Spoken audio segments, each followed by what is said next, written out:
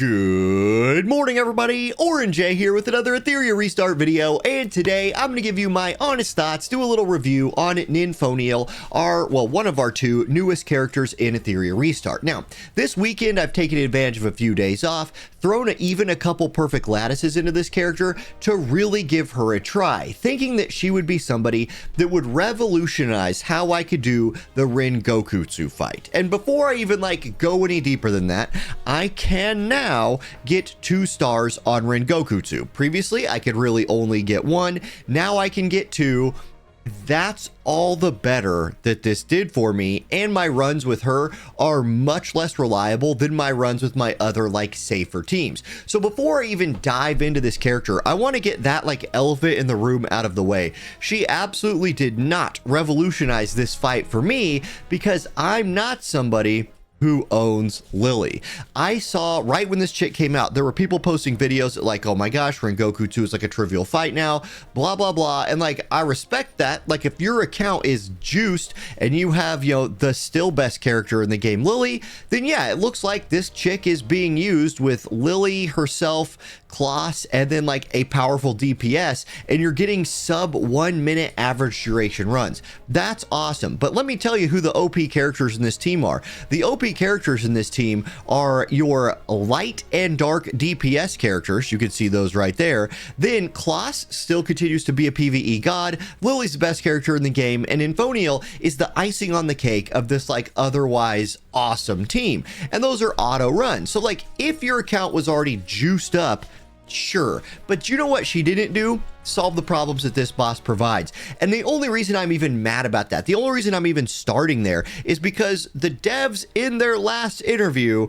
just help is on the way. Wasn't that the quote? I guess help was on the way. If you could already kick this thing's ass pretty much, now you can fully kick this thing's ass. If you struggled with this before, well, maybe you can manual yourself a 2-star now if you also have, a Yelly who's fully latticed out. Look, the Ren Goku 2 is still a mess of a fight and still needs fixed. So if you were thinking I'm holding off on pulling Ninfoniel until I see if she can change the way I can do Ren Goku 2, hey, if you got a fully built out Yelly or who's another DPS, fully built out Lilium that's lattice to the extreme, and you got Lily, you could boost her, she can add some more attack, you could probably clear this thing faster. Otherwise, she does not solve the actual issues of Ren Goku 2. So I wanted to start there. That's the first bit of this review, and like I said, I'm only starting there because the devs set that one up themselves. Okay, now let's dive into this character for just herself, right? Just for what she does. Now, I want to say my biggest love of this character is her design. 10 out of 10. Nailed it with the design on this character. Ice dragon, ice chick, she just is an excellent looking character model. The art team, whoever designed her, whole aesthetic, perfect. Nailed it. I love it. And if you're a newer player to this game, and there's people starting this game all the time, if you happen to pull her early or think about picking her up early on, just know she's really usable. And if you like the way she looks and you want to see her on your screen doing what she does a lot, awesome. She's kind of a jack of many trades, maybe not the best at any of those things outside of one situationally. So she's usable. She looks really cool. 10 out of 10 on the look. Now, her kit. Let's talk about that a little bit. Frigid Blizzard, her ultimate, is a very powerful skill with one pretty big problem. Or one big problem and one small problem. Okay, the reason it's so good, immunity, excellent. And this gives her some usefulness in PvP if you can get this cast. Think about when you're fighting somebody like what's our Ling Luo in PvP, and she goes early, and sometimes she'll use her ultimate even before people need healed just to provide that blanket immunity. You could get something similar to that from Ninfoniel here, but mostly people like this because while Rhine Bloom is active, you are getting a 40% attack buff from this girl with another up to 40% attack buff as long as you still have your shield on. So in theory, she could provide the biggest attack boost in the game as far as boosting that stat. Now, this will help you clear content because there's a lot of content in this game where you just want to smack it down before it does anything.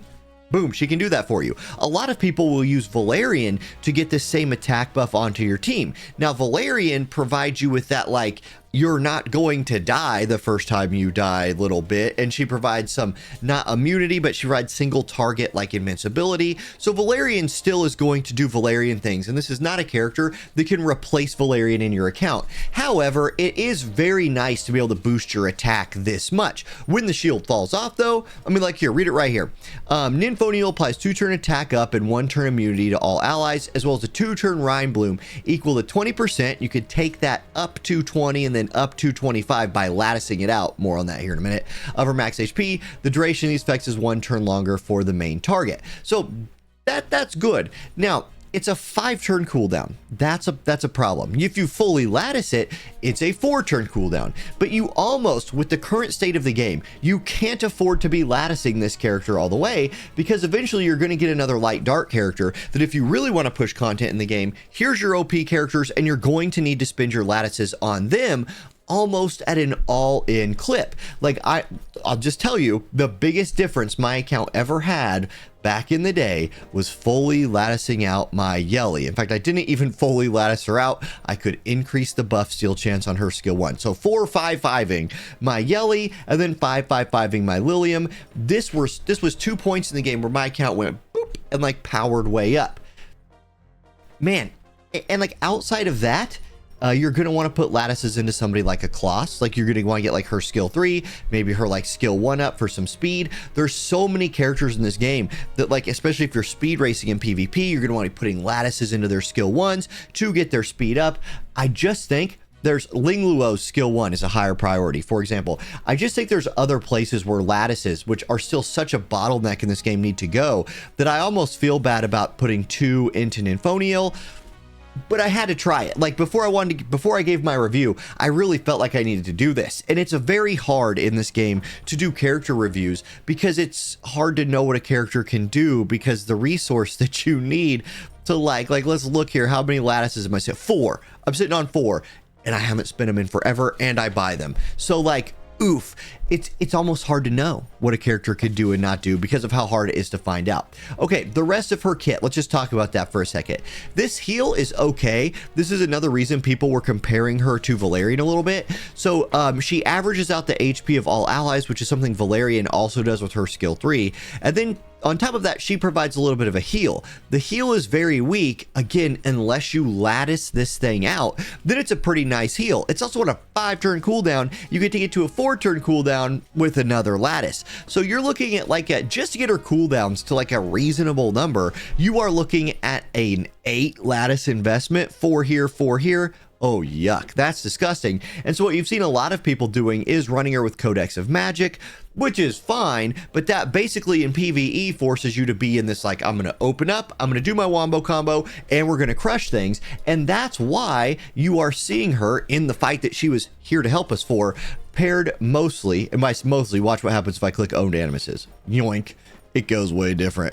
That's why you're seeing her mostly paired with Lily, who is the best character in the game at, like, making your super built DPS not only go an extra time, but follow up attack. Yeah, I don't need to, like, beat on that hill anymore. Like, that is what it is.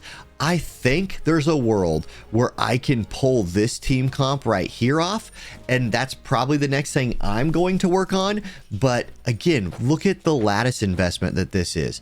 This is a 5-1-5 and a 4-5-5. So that is what, 5, 10, 15. You're like near 30 lattices just in those DPS characters. It didn't help this fight. It didn't help this fight. I've already talked about that. Let's get off of that. Let's move on to something more positive, please. Look how nice this character looks. Okay, her skill 1 is fine. It's 200 damage to a single enemy. She can apply resist up to herself.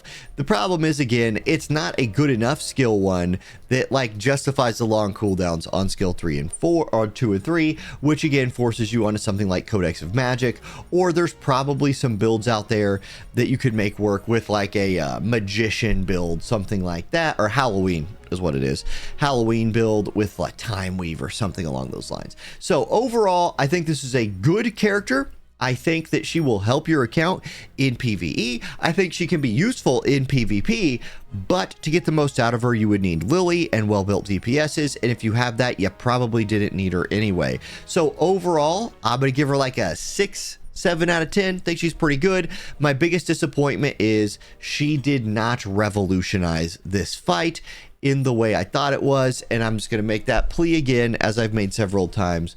Ren Goku 2 needs a massive overhaul. The farming from this boss is so important. The shells that you need from this boss are so important to make PvP a semblance of balanced.